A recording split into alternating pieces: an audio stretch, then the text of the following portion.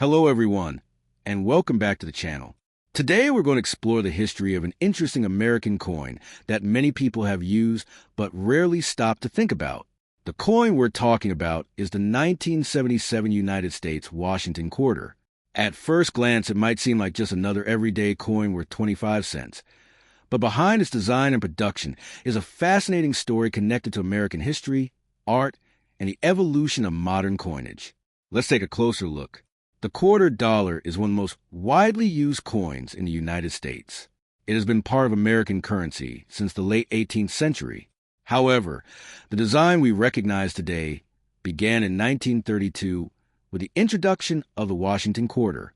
This coin was created to honor the 200th anniversary of the birth of America's first president, George Washington.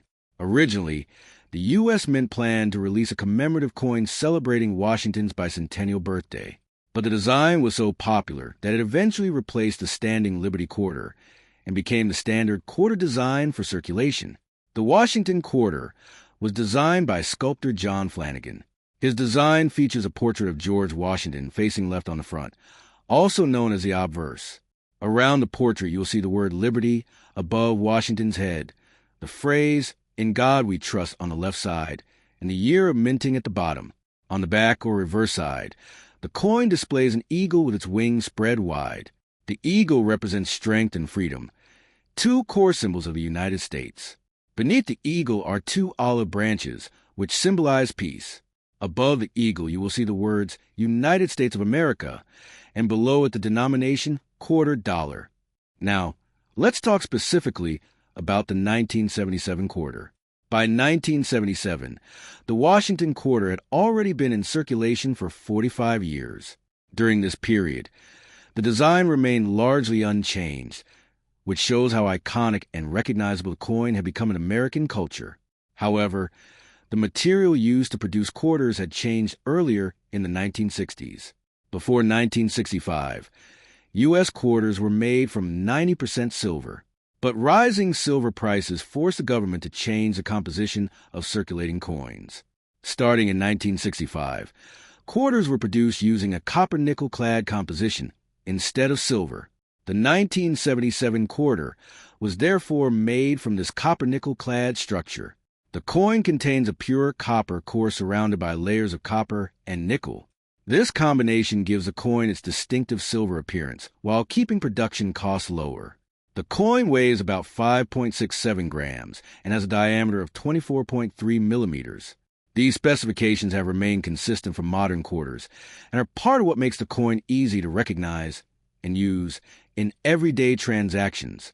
In 1977, the U.S. Mint produced these quarters at two major mint facilities. One was the United States Mint facility in Philadelphia, and the other was the Mint in Denver. Coins minted in Philadelphia during that time did not carry a mint mark, while coins produced in Denver have a small D mint mark located on the obverse side near Washington's ponytail. Millions of 1977 quarters were produced. In fact, more than 468 million quarters were minted in Philadelphia alone, while over 256 million were struck in Denver. Because such large numbers were produced, most 1977 quarters remain very common today. Even though they are common, collectors still pay attention to coins from this year because condition plays a big role in value. Coins that have been heavily circulated usually remain worth their face value of 25 cents. However, coins that are in uncirculated condition, meaning they show little or no signs of wear, can be worth more to collectors. Another reason collectors look closely at coins like the 1977 quarter is the possibility of mint errors. Occasionally, mistakes happen during the minting process. These errors might include off-center strikes, double die features, or other unusual variations. When such rare errors are discovered, they can significantly increase the value of a coin. The late 1970s were also an interesting period in American coinage. The United States was preparing to celebrate its bicentennial, which had occurred just a year earlier in 1976. Special bicentennial quarters with a unique drummer boy design had been released for that celebration after the bicentennial series ended. The traditional eagle reverse design returned, including on the 1977 quarter.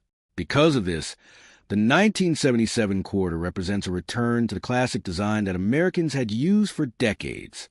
It connects the modern era of U.S. coinage with design that first appeared in the early 1930s. Over the years, the Washington quarter design continued to evolve. In 1999, the reverse side of the coin temporarily changed again when the United States launched the 50-state quarters program. That series introduced unique designs representing each U.S. state, which sparked renewed interest in coin collecting across the country.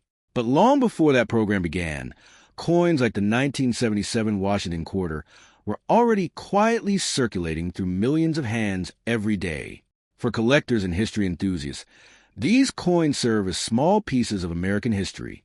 They remind us of the nation's past, its leaders, and the artistic traditions that shape its currency. Even though the 1977 quarter might not be the rarest coin in circulation, it still carries the legacy of George Washington and the craftsmanship of a U.S. mint. Every detail, from the portrait on the front to the eagle on the back, tells a story about American identity and tradition. So the next time you come across a quarter in your pocket or wallet, take a closer look. That small coin might have traveled through decades of history and across countless hands before reaching you. And who knows, one day you might even discover a rare variety or a perfectly preserved example that collectors would love to add to their collection.